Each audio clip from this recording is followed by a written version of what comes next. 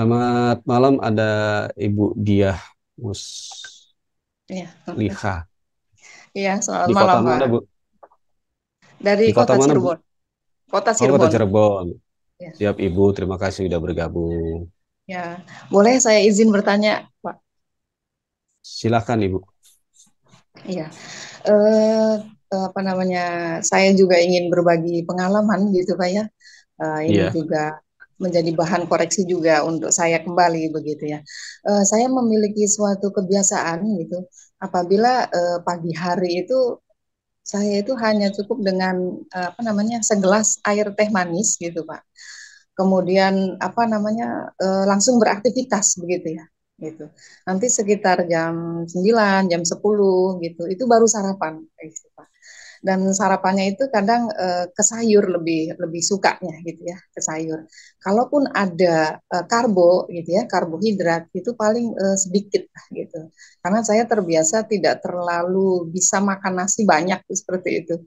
Nah, begitu juga ketika ketemu dengan siang hari, kemudian juga di malam hari pun itu biasanya sebelum apa namanya sebelum jam 8 itu selesai gitu ya.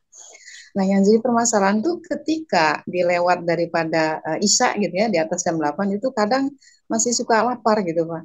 Akhirnya saya larikan itu ke buah seperti itu atau sayur lagi gitu ya. Nah, yang saya rasakan gitu di tubuh itu menjadi ringan gitu ya dan kondisi usus itu apa ya Pak, jadi perut buncit itu menjadi slim sendiri gitu ya, tanpa seperti yang Bapak sampaikan tadi itu tanpa dipaksakan gitu atau kita menargetkan begitu Pak.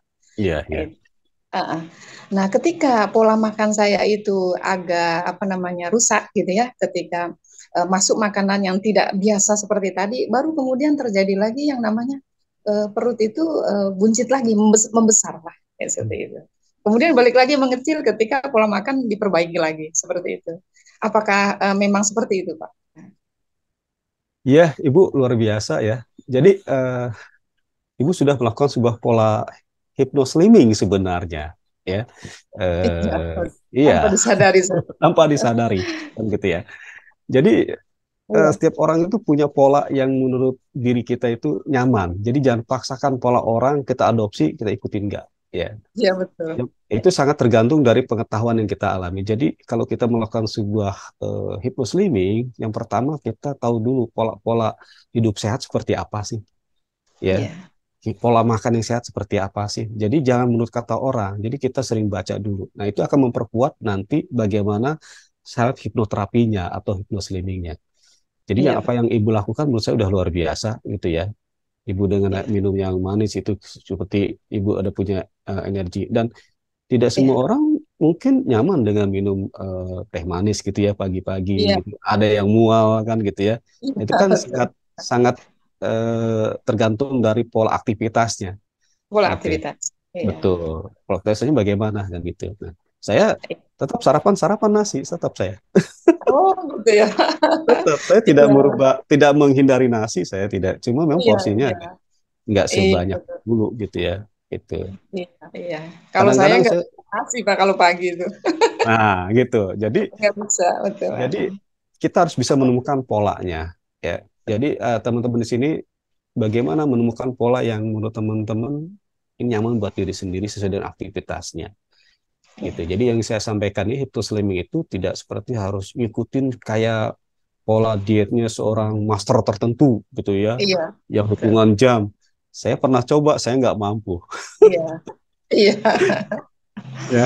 Nah Ya, ini ya, menurut saya, saya pun ya, secara terus terang sebetulnya saya pun juga salah seorang member daripada makanan-makanan herbal gitu Pak ya, untuk diet gitu. Tetapi uh, saya tidak ya, ya, menggunakan itu gitu. Saya lebih memilih itu untuk apa namanya ya, menganalisa gitu ya, tubuh sendiri gitu ya.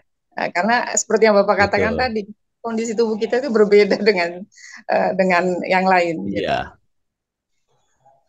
Betul. Saya malah di tempat kerja itu ada dua orang yang dia bangga dengan pola dia. Sempat waktu itu dia lebih lebih kurus dari saya, lebih ideal. Saya masih agak gemuk gitu. Tapi udah ketemu saya, dia tambah gemuk daripada saya. Hmm.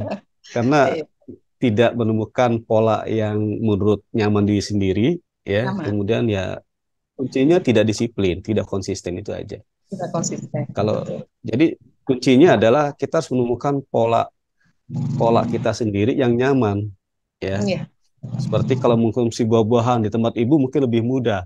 Saya lebih agak susah mudah. nyari buah-buahan, kan nggak Oh mungkin iya, gitu ya. iya, iya. Gitu ya, Iya, maksud saya ya. iya, iya, betul, Pak. Iya, Oke. terima kasih, Pak. Terima kasih juga Bu Diah sharingnya. Nah, sama-sama, Pak. Yang lainnya silakan.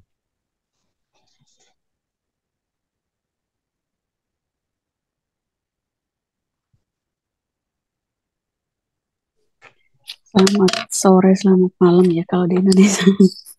Siap. Dari penjelasan Pak Sudarma tadi, saya jadi tahu apa sih pola yang sebenarnya tidak saya sadari, salah tapi tidak saya sadari dan saya lakukan gitu.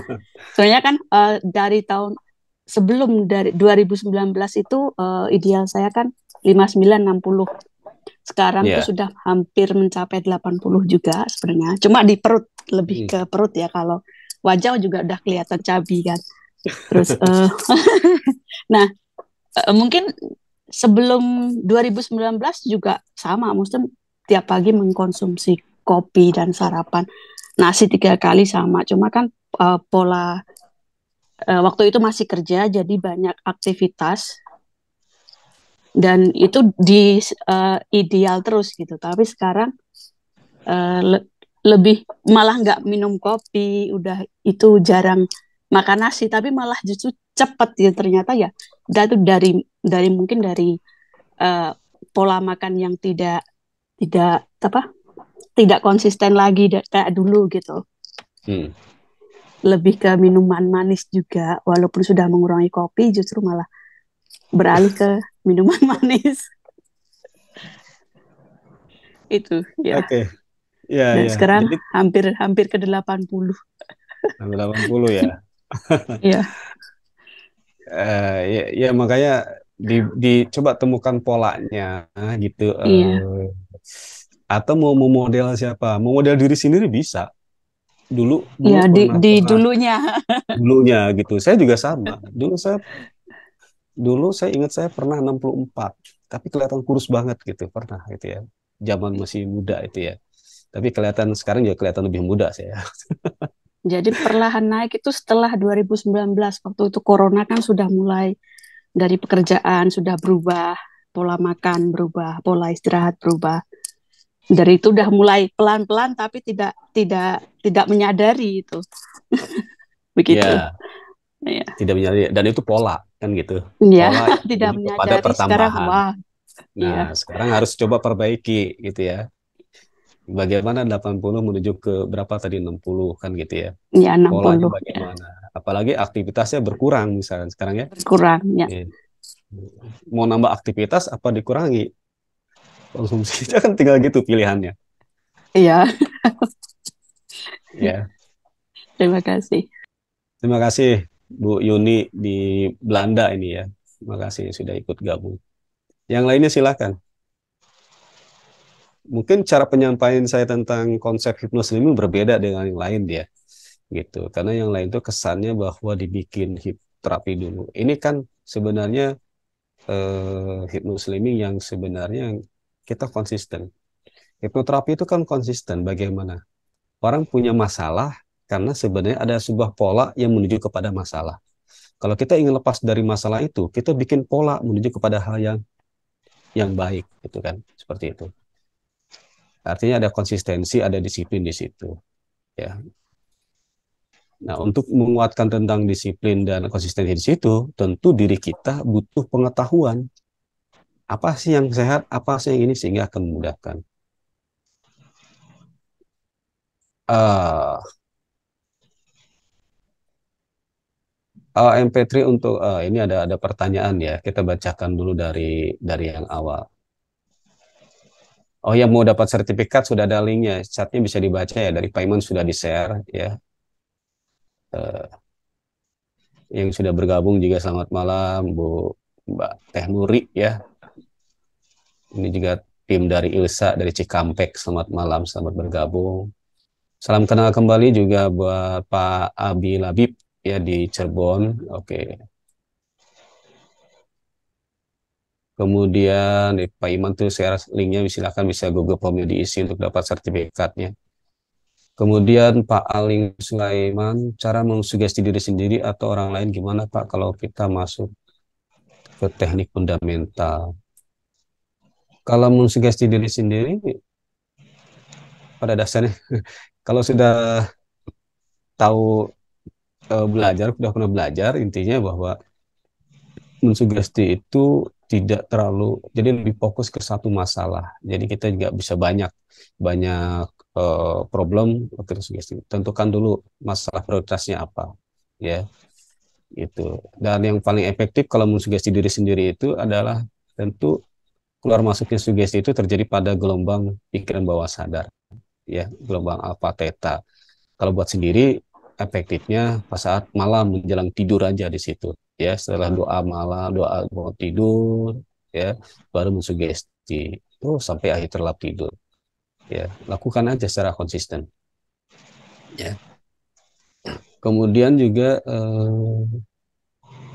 atau orang lain gimana ya, ke orang lain pada dasarnya selain melakukan sugesti kan ada tahapan-tahapan. Pertama ada pre-talk atau pre-induction, ya.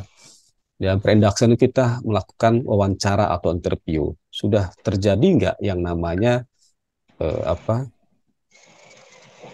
tingkat kepercayaan antara antara klien dengan diri kita gitu ya. Kalau di dalam teknik hipnoterapi itu melakukan sugesti atau induction itu induksi itu relatif lebih mudah karena orang datang untuk minta diterapi, ya. Tapi kalau untuk uh, melakukan hipnosis, ya kita untuk memainkan suyet, ya. Jadi kalau permainan hipnosis itu disebutnya suyet, kita harus jeli bagaimana akhirnya suyet bisa mau baik secara langsung tidak langsung untuk disugesti kan begitu, ya. Nah ini eh, yang harus dilatih terus karena ilmu hipnosis itu adalah ilmu seni berkomunikasi yang dilatih di lapangan. Jadi tidak hanya tidak bisa simsalabim. Kita akan banyak ketemu suyet, ketemu klien yang berbeda dan itu punya karakter berbeda sendiri. Apakah ada suara gelombang otak yang berpengaruh membantu? Ada, ya. Ada. Bagaimana sebuah intonasi suara kita ini bisa nyaman didengar suyet atau nyaman didengar oleh klien, gitu. Ya, tentu ini harus banyak dilatih. Ya, silakan Pak Aling Sulaiman atau Mas Aling untuk bisa konsultasi dengan trainernya, ya, atau di grup pembinaan. Kalau memang alumni ILSA berarti nanti bisa diskusi di sana. Pak David, apakah ada MP3 untuk self hypnoslimming? Barangkali ada share dong Pak. Saya belum klik nih. Pak David sih udah kayaknya udah nyari ini, udah dapat nih. Jadi Pak David yang nge-share ya. Pak David ini kan ini trainer ISA juga. Oke. Ya, sangat tergantung ya. Ada orang yang sifatnya auditori, maka dia akan lebih efektif untuk mendengarkan audio hypnoslimming, ya. Tapi bagi yang tipenya atau karakternya visual, dia harus memodel dulu siapa yang akan dijadikan target dia, tujuan dia, supaya saya bisa seperti dia, kan begitu. Kalau saya teringat dengan Dewi Huges, saya sempat kaget, lah iya Dewi Huges kan, karena yang saya tahu kalau di televisi dulu tuh tampilnya badannya gemuk. Tapi ketika lihat di dunia maya, ya, di searching di Google, kok dia langsing ya. Saya baca biografinya, ternyata dia seorang pembelajar hipnosis hipnoterapi, bahkan satu guru satu ilmu, gitu ya. Nah, saya sempat kayak tertampar wajah saya kok gemuk, saya seorang hipnoterapi kok badannya gemukan gitu. Nah ini akhirnya saya mencoba menerapkan diri sendiri. Jadi saya mempelajari keilmuan hipnoterapi itu sebenarnya adalah sebelum ke orang lain untuk diri kita sendiri. Ini tantangan sebenarnya, ya. Oke. Oh, ini Pak istrinya. Oh, istrinya Pak David. Oh iya, Pak Davidnya sedang rapat ya. Iya, tadi bilang Pak David nanti istrinya yang ini langsung di suami gagal. Iya, memang gini. Jadi suaminya Pak David ini kan suami Pak David ini sekarang istrinya ya, pakai nama Pak David. Karena Pak Davidnya sedang rapat di PKHI Jawa Timur. Gagal terus ya. Kenapa orang terdekat itu tingkat kepercayaannya relatif lebih kurang ya. Pak itu sudah bukan rahasia umum lagi ya. Kesulitan kesulitan seorang hipnoterapis adalah ketika menterapi orang terdekat ya. Apapun, karena pada saat begitu, apalagi ketika orang terdekat yang kita sayangi ini sedang sakit, maka ketika melakukan sesi hipnoterapi atau force healing, ada intervensi subjektif pada diri hipnoterapis cenderung ya, baik secara teknik pun, misalkan ketika berdoanya kan gitu, punya kepentingan yang lebih subjektif. Kadang kalau berdoa saja, Tuhan sembuhkan orang tercinta saya ini. Jadi berdoanya itu lebih memaksa pada Tuhan, padahal tingkat yang namanya sembuh itu hak prerogatifnya Tuhan kan gitu. Itu ya. Tapi kalau kita menterapi orang lain kan kita tidak ini. Yang penting bagaimana jadinya sebuah connectedness, tingkat keyakinan antara klien dengan seorang terapisnya ini terjalin dengan bagus sehingga terciptalah keyakinan pada klien bahwa dia siap sembuh kan gitu. Nah, kalau dengan orang terdekat seperti suami ke istri, istrinya udah tahu suaminya kayak apa, nganggap mau nggak bisa apa-apa atau dengan bicara begitu sudah terjadi ngeblok. Mau pakai teknik apapun sulit, gitu ya. Cenderung lebih sulit, meskipun bisa sebenarnya, ya, gitu. Nah, jadi yang paling efektif tentu adalah diskusi tentang hal-hal pola makan yang sehat seperti apa, ya, pola hidup yang sehat seperti apa. Jadi tidak perlu harus seperti dibikin sugesti dibikin tidur itu kurang begitu efektif ya untuk orang yang terdekat. Jangankan ini istri Pak David ya, saya juga dengan istri saya juga agak kurang efektif. Oke, ini ada Pak Lukman nih. Pak Lukman katanya berhasil. Oke ya. Ya ini kalau pasangan kita ini kooperatif dan begitu punya tingkat keyakinan terhadap suami, atau kadang-kadang menempatkan bahwa ini suami, tapi kalau dia mampu melakukan bahwa yang dihadapi seorang hidup terapis cenderung akan lebih efektif ya. Nah ini oke, Pak Lukman, kita langsung aja nih Pak Lukman. Pak Lukman boleh buka mic-nya Pak Lukman. Pak Lukman Patoni, Siap, silakan Pak Coach. Lukman. Siap. Silakan videonya. Sharing saja. Ini kebetulan istri saya sebelumnya bobotnya berapa? 64. Sebelumnya berat badannya 64, sekarang tinggal 56, alhamdulillah.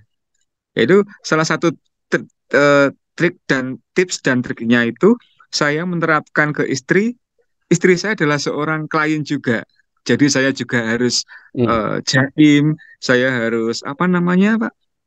Selain jaim ya kita sesuai protokol seperti profesional. kita. Betul. Jadi menganggap dia itu bukan bagian dari kita.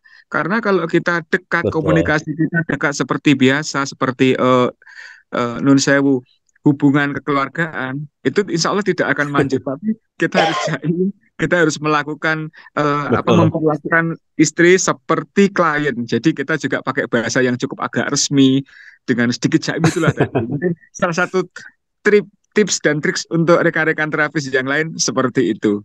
Jadi alhamdulillah. Betul. Jadi mungkin alhamdulillah bisa turun sekitar berapa kilo itu ya berarti? 8-an ya. Sekitar 8. Selain hipno juga mungkin dibarengi dengan olahraga yang lain meskipun ringan-ringan seperti jogging ataupun mungkin kalau memungkinkan untuk yoga. Ini semakin mempercepat proses penurunan berat badan begitu, Coach. Siap, terima kasih Pak Lukman. Siap, Pak Lukman terima kasih. dari mana? Dari Nganjuk, dari kota kecil Nganjuk, Jawa Timur, Coach. Wah, luar biasa. Salam kenal Pak Lukman ya. Oke, Salam terima kasih. Terima kasih. Iya, ya itu ya. Jadi ketika eh, terlalu subjektif dengan pasangan kita, ya. Jadi kita menempatkan sebagai dia sesuai klien itu tingkat ketercapaiannya seperti Pak Lukman tadi bisa lebih berhasil gitu ya. Gitu. Saya juga mengajarkan ke istri tentang apa teknik terapi sudah saya jelaskan. Ketika disuruh baca langsung aja katanya. Akhirnya sudah nggak sesuai dengan antara pembelajar dengan trainer, akhirnya nggak tercapai sampai sekarang pemahamannya masih gitu aja. Akhirnya sertifikat juga saya tahan tuh, saya keluarkan sertifikat kan, saya tahan nggak, saya bilang karena belum bisa paham. Gitu. Oke, silakan yang lainnya yang mau tanya atau mau sharing. Tergantung istrinya Pak, kalau sewatan susah. Ya, ya, ya. Oke, Bapak mohon izin, saya silakan. bertanya lagi, boleh? Boleh, boleh, boleh. Silakan Ibu Dia. Ya.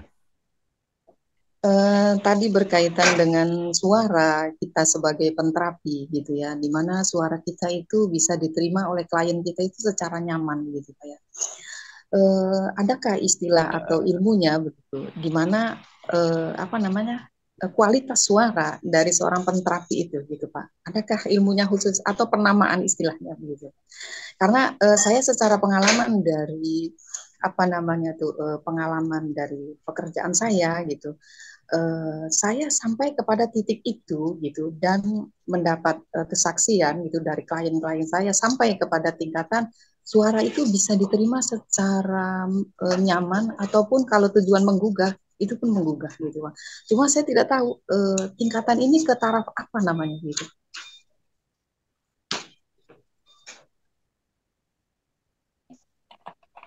Oke, eh, jadi kalau pola suara barangkali setiap orang punya tingkat kenyamanan yang berbeda ya. Hanya tergantung gini. Ada orang yang bicaranya pelan. Jadi kalau untuk terjadi connectedness, artinya terjadi gelombang yang sama, kita sebagai terapis ini, hipnoterapis harus menyamakan gelombang frekuensinya dengan klien gitu. Nah itu. Jadi tidak semua suara yang begitu rendah itu nyaman bagi setiap orang. Gitu. Ya. Jadi sebelum ke suara yang nyaman tentu ada kalanya kita buka dengan obrolan-obrolan yang ringan. Misalkan tanya, Bu dia dari mana? Dari Cirebon, Bu ya. Iya, Nah, misalkan saya kedatangan klien dari luar kota, ya. Dari situ kita bisa membuka obrolan dengan, oh iya, saya pernah ke sana, di sana ada ini, ada ini. Padahal saya belum buka pun misalkan, ya.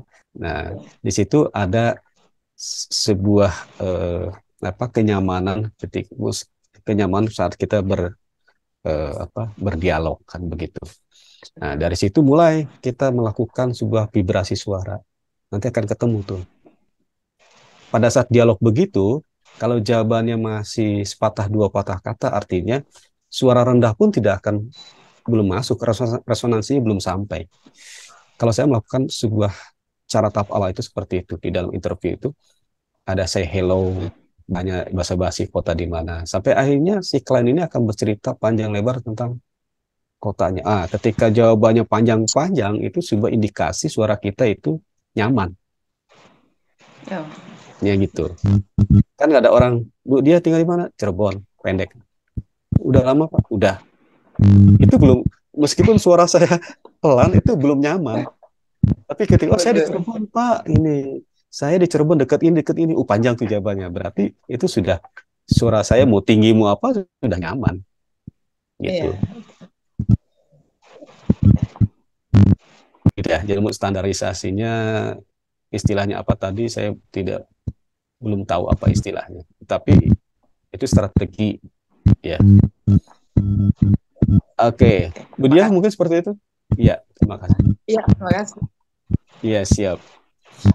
Ini Pak Yuwardi mau bicara tuh gimana? Suaranya kok seperti nggak keluar-keluar suaranya. Modulasi.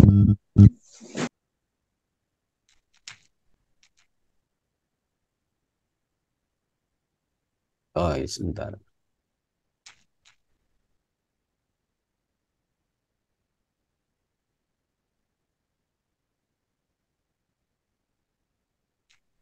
Uh, Gimana Pak Yuardi?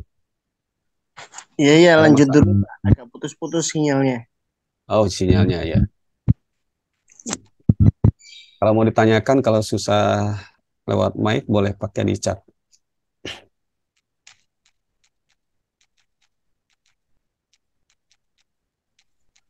Siap.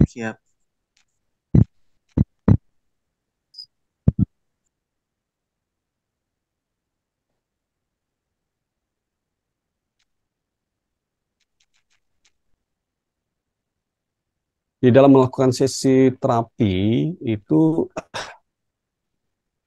harus betul-betul datang dari klien keinginannya, ya. Jadi jangan sampai yang namanya hipnoterapis itu menjanjikan mampu menurunkan sampai sekian.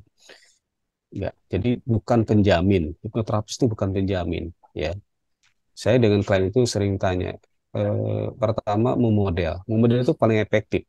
Jadi dia akan memberikan acuan dia untuk mencapai target ke sana. Ya, ingin seperti siapa. Dan itu jangan ditarget secara waktu. Nanti akan lelah. Karena saya mengalami sendiri. Kalau target secara waktu lelah sekali. Ya. Jadi memodel ini, memodel siapa? Memodel dirinya masa lalu, pernah kurus, oke, silakan. Gitu ya. Dulu pola makannya gimana? Nah, itu akan membantu menggayat ya si klien ini untuk menuju kepada pola makan yang sehat. Ya. Itu dikuatkan. Ya. Nah, jadi kemudian step berikutnya adalah pada saat masuk sesi terapi itu sampaikan bahwa pola makan yang selama ini apa yang menurut yang dia lakukan. Mungkin dia seperti sering eh, misalkan makan bakso lebih sering gitu kan, kemudian gorengan. Lalu kita diskusikan tentang bakso itu gimana sih. Jadi betul-betul kita eksplor pengetahuan dari internal si kliennya. Jadi jangan paksakan kita seperti menceramahi bahwa bakso itu begini, goreng begini. Itu nanti kurang efektif sebenarnya. Kita betul-betul ekspor tentang pemahaman dari si klien.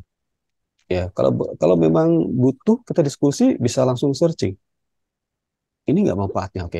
Nah, jadi betul-betul bahwa hipnoterapi itu datang dari internal si klien sendiri dan itu akan lebih efektif.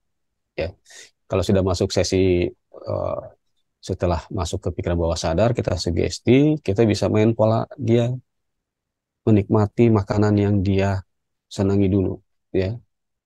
Lalu kita memberikan analogi makanan yang dimakan itu seperti apa. Mungkin seperti sesuatu yang membuat dia mual atau apa, analoginya. Tentu di dalam interview kita sudah tanya, makanan apa sih yang dia nggak suka, gitu ya. Sehingga dibikin sebuah persamaan. Bahwa kalau dia makan itu, maka akan sama seperti makanan yang ini. Ya. Nah, itu kita program dalam pikiran bawah sadar kan seperti itu. Nah, itu salah satu teknik ya ketika dilakukan sugesti seperti itu. Jadi kita tidak bisa menghilangkan apa yang jadi kebiasaan begitu saja. Jadi kita harus menganalogikan makanan itu sehingga dia menjadi tidak berminat lagi dengan makanan yang mempunyai efek terjadi penambahan berat badan. Ya.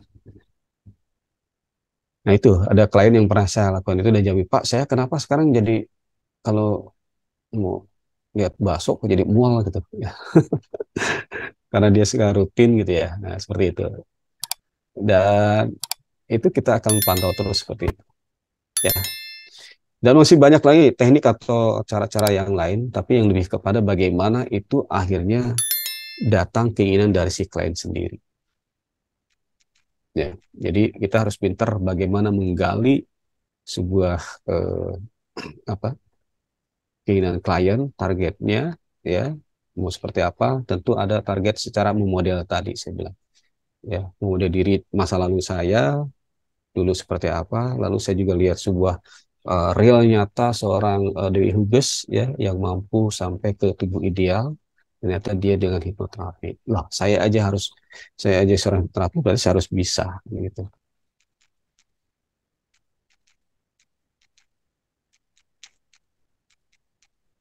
Pak Aling Sulaiman ada part 2-nya, iya nanti ya.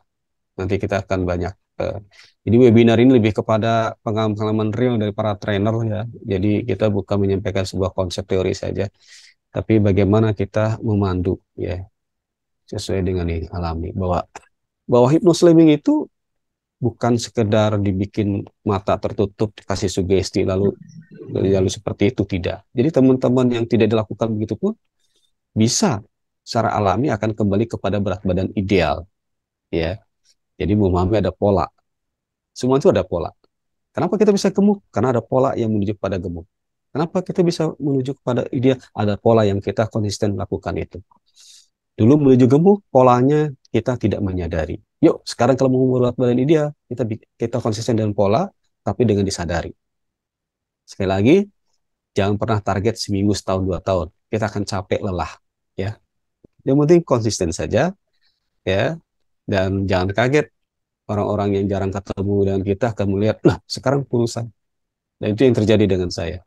Ya, kok sekarang lebih fresh, sekarang lebih cerah, gitu ya. Semuanya lebih kelihatan berubah.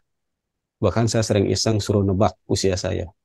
Mayoritas nebaknya usia saya jauh lebih muda, bahkan 10 tahun lebih muda dari apa yang penampilan dari usia yang sesungguhnya. Itulah yang terjadi. Ya. Oke, ini sudah pukul 21 ini. Ada Pak Iman sudah online. Silakan Pak Iman.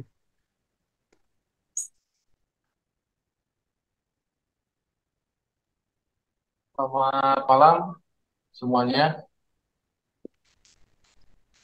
Maaf nih baru gabung, tidak bisa nyimak dari awal ya karena ada kepentingan baru beres nih. Untuk yang baru bergabung, hmm, bisa nanti mengikuti Facebook saya atau WA, nanti masuk ke grup. Nah, nanti untuk sertifikatnya bisa di-download di grup ya, di Cloud Ilmu. Nanti kita share. Karena saya tadi beberapa jam ya, hampir setengah hari untuk perbaikan supaya bisa dikirim. Namun kayaknya ada kendala yang memang dari AutoCAD-nya nggak bisa ngirim ya di mesin pengiriman secara otomatis. Jadi saya akan kirim nanti manual di grup saja. Terima kasih Pak Sudarma ya selaku Direktur LKP Ilsa yang telah menyampaikan di materi hypnosleeping, dan kita akan rutin terus, apalagi ini menyambut Agustusan ya. Jadi kita akan banyak share tentang keilmuan yang memang sifatnya ada yang memang gratis untuk umum, ada yang gratis untuk alumni, ada juga yang bayar suka-suka ya. Itu semoga teman-teman yang menyimak dari awal sampai akhir bisa mendapatkan manfaatnya, juga bisa merasakan dari hypnosleeping, dan nantikan juga program-program kita bisa juga diikuti ya dari berbagai media sosial kita, supaya ada info-info nanti mudah. Silakan lanjut Pak Sudarma.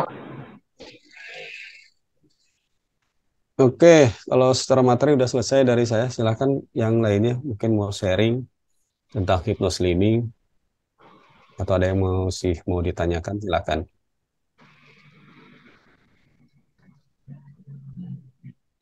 Pak Kusnadi.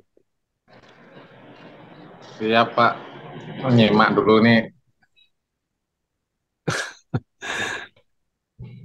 Iya, dari Jambi, Pak Kusnadi, trainer LKP Ilsa. Iya Pak, kebetulan ini juga yang kemalangan banyak di sini tadi Pak. Jadi agak antara nyimak sih. Tapi tadi ada beberapa saat yang tidak menyimak. Gitu. Tapi untuk pengalaman Pak, kalau untuk pengalaman saya sendiri memang eh, pernah melakukan untuk terapi seperti ini. Itu memang kalau secara kita target memang lelah Pak. Karena apa? Karena pernah saya mentarget itu dalam seminggu itu bisa turun sampai 4 kilo Pak. Tapi memang waktu itu saya barengi dengan jogging Pak, dengan senam gitu. Nah, namun di minggu kedua itu sudah nggak nyampe 1 kilo gitu. Jadi awal pertama itu saya bayangkan sudah 4 kilo, berarti nanti di 2 minggu aja bisa 8 kilo begitu. Nah, ternyata memang di minggu pertama kenapa bisa turun berat badannya itu drastis, karena memang dengan media kita melalui rutin jogging olahraga itu kadar airnya yang berkurang lebih dulu gitu. Nah, makanya kita di minggu pertama bisa lebih cepat turunnya gitu. Nah, itu yang saya rasakan, yang saya lakukan itu. Terus memang eh, untuk dasar awal itu memang kita harus meyakini dulu bahwasanya memang rata-rata ini Pak yang dia seperti ini, mereka sudah merasakan sakitnya dulu, merasa bahwasanya butuh, nah baru mereka mengikuti diet seperti ini. Jarang sih memang yang dari sadar dari awal, saya memang dari biar penampilannya lebih fit, lebih menarik itu jarang. Tapi rata-rata yang datang, yang seperti itu, karena memang sudah ada indikasi sakitnya gitu. Itu untuk sedikit pengalaman dari saya, Pak. Jadi kalau secara untuk mengetahui bahwasanya risiko-risiko itu memang kurang mengena ke badan, Pak. Dalam artian memang tidak menyadari ternyata memang efek risiko sakit yang dapat itu karena memang kelebihan berat badan itu jarang yang melakukan memang untuk melakukan diet ini, Pak. Oke, siap. Terima kasih Pak Kusnadi sharingnya ya. Ya, jadi penurunan berat badan itu memang tidak bisa kita duga kalkulasi. Seminggu 4 kilo, 2 minggu 8 kilo. Nanti kalau bertambah minggu-minggu, nanti lama-lama nggak punya berat badan nih orang. Ya kan? Jadi memang ada masa di mana berat badan itu akan stabil di angka yang ideal gitu ya. Kita nggak bisa turunkan lagi. Ketika kita sudah polanya yang seperti itu, ya. Seperti saya pola makan sarapan nasi biasa gitu ya. Dan berat badannya akan di situ. Hanya porsi makan saya memang jadi berkurang. Porsinya aja gitu. Ketika agak lebih banyak, saya agak nyaman, nggak nyaman di badan dengan sendirinya, seperti sudah ada alarm, gitu ya, gitu ya. Jadi saya tidak meninggalkan sama sekali yang disebut karbo atau apa, ya.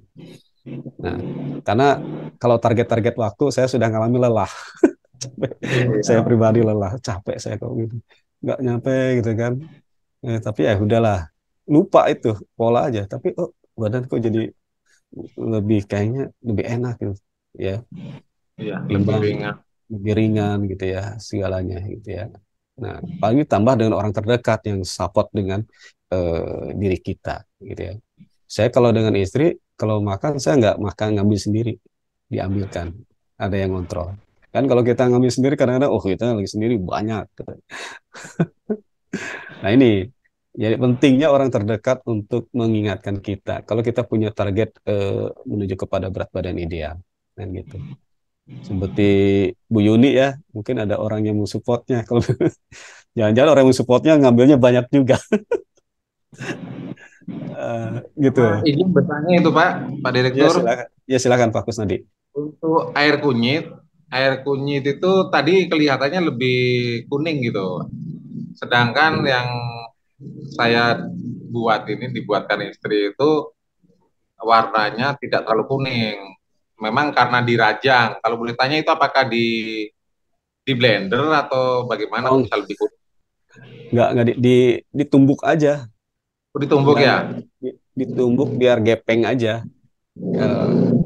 Waktu itu istri nggak ditumbuk gitu ya, digituin. Saya bilang kalau nggak ditumbuk nanti agak susah larut. Kan kalau di blender nggak pakai blender gitu, ya langsung aja digeprek-geprek gitulah bahasa, ditumbuk ya udah gitu. Cuma tempatnya, karena istri tahu pengetahuan bahwa yang baik itu dimasaknya bukan pakai panci biasa, tapi yang dari tanah liat.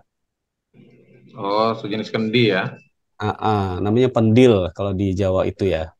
Itu ya Iya. pendil. Itu juga di Kerawang susah. Saya juga mesen ke waktu kemarin ada teman yang mudik ke Jawa itu mesen.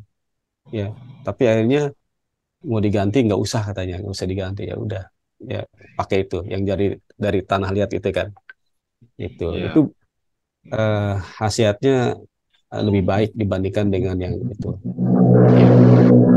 Kalau satu gelas cuma dua kunyit, dua kunyit gitu ya. Dan waktu itu istri aja yang rutin. Saya bilang, kok saya nggak dikasih? Ya, mau juga ya? Mau dong. Saya tahu khasiatnya. Gitu. Kalau untuk masalah pencernaan itu yang kuning-kuning, saya bilang. Gitu. Gitu. Ya. Itu jadi apa lebih bagus ya, terutama bagi orang-orang yang punya masalah di pencernaan atau apa. Sebenarnya ditambah saya punya pengetahuan gitu ya. Saya belum nemukan buku, tapi ada yang pernah sharing bahwa kecerdasan itu ada tiga: kecerdasan pikiran, kecerdasan hati, kecerdasan pencernaan gitu ya. Untuk sehat itu, wah berarti selama ini kan orang selalu berpikir kalau mau sehat ubah mindset kamu gitu ya. Dan nggak semua orang gitu diajak untuk berpikir berubah mindset, nggak semua orang bisa ya. Kalau gitu ubah dengan cara perilaku, nah, gitu ya. Bisa, harus mau model. Kalau yang perilaku itu mau model gitu ya. Ada juga konsep kecerdasan tubuh gitu ya, kecerdasan pencernaan itu. Berarti kalau kita mau sehat sebenarnya sehatkan pencernaan aja. Nanti semua masalah akan selesai sebenarnya. Ya, kunci di pencernaan kalau untuk yang bagian dalamnya. Itu saya yakin begitu. Apalagi kunyit kuning. Ditambah saya pernah baca tentang terapi warna kan gitu ya. Oh, jadi semakin kuat keyakinannya. Iya. Gitu, pentingnya sering baca ya. Karena zaman sekarang orang lebih sering hobi menulis dibandingkan membaca. Iya. Minimal menulis status. Oke, siap Pak Kusnadi, terima kasih sharingnya. Berarti konsumsi kunyit juga ya? Iya Pak. Kalau istri sudah lama konsumsi Pak. Cuman kan saya dulu waktu masih bujang nih ceritanya Pak. Nah, Badan sih ideal Pak. Jadi cuman punya cita-cita dulu kayaknya lihat orang gemuk itu kok enak kayak orang sukses gitu kalau perutnya besar. Dulu waktu masih muda begitu Pak. Ternyata sekarang udah merasakan perutnya besar, ternyata sempit ruang geraknya gitu. Napasnya lebih pendek. Akhirnya itulah eh, istri juga nggak, kopi jarang keluar sekarang. Keluarnya air kunyit kalau pagi, Pak. Itu jadi santapan wajib gitu, minuman wajib gitu. Jadi setiap pagi, Pak. Tapi memang di badan yang saya rasakan lebih ringan sih, gerak lebih enak seperti itu kalau untuk kunyit. Cuman belum pernah nyoba kalau yang pakai kendi, nanti coba saya cari, Pak. Karena eh, ini masukan yang bagus ini. Nanti kita coba kalau pakai kendil ya, Pak ya. oh ya, baik Pak Kusnadi. Suaranya putus-putus. Iya, Nah Pak. gitu. Siap, terima kasih. Sama-sama. Ada lagi yang lain? Ini sampai 21 berapa Pak Iman? 30 ya?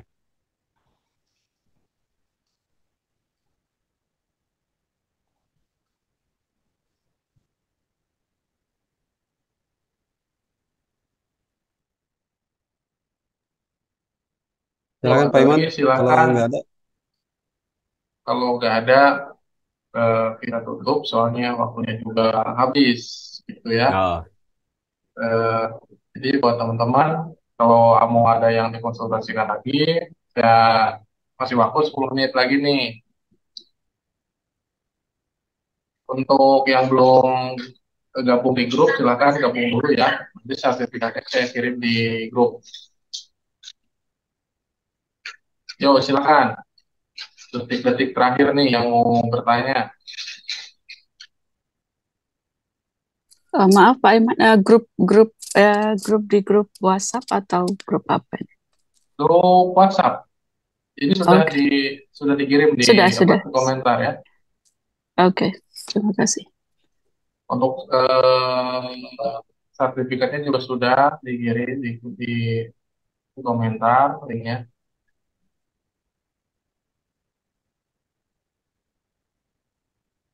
Nanti teman-teman bisa lihat lagi recordingnya di Zoom. Zoom meeting ini kan kita record ya. Nah, nanti saya akan upload dulu di YouTube, nanti bisa diulang. Cuman teman-teman tidak mendapatkan slide-nya ya, PowerPoint-nya. Itu khusus yang berbayar soalnya. Tuh. Jadi bisa dilihat nanti di Zoom-nya di YouTube, bisa diputar ulang kapanpun dan dimanapun. Tuh, nanti teman-teman bisa ditulis yang penting-pentingnya, direview lagi gitu ya. Mungkin seperti itu, Pak.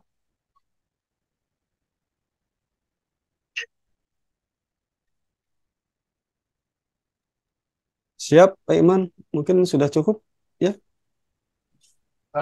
Baik, kalau gitu izinkan saya sebagai pengurus AKP Ilsa, juga pengurus yayasan, juga Mas Dharma, mengucapkan mohon maaf apabila ada salah kata atau kurang penyampaian. Semoga ilmu ini bermanfaat ya untuk semua. Terima kasih buat Teh Yunit, Pak Kusnadi, Teh Nuri, Teh Dian, Pak Lukman, nih senior juga nih Pak Lukman nih. Teh Ike juga, Pak William, Pak Yuwardi, Pak Pendi. Terima kasih ya buat semuanya. Sama-sama. Saya udah screenshot juga nih di ini ya, di grup. Ramaikan ya, di posting. Oke, kita izin ya bareng-bareng. Terima kasih. Saya ucapkan Assalamualaikum warahmatullahi wabarakatuh. Waalaikumsalam.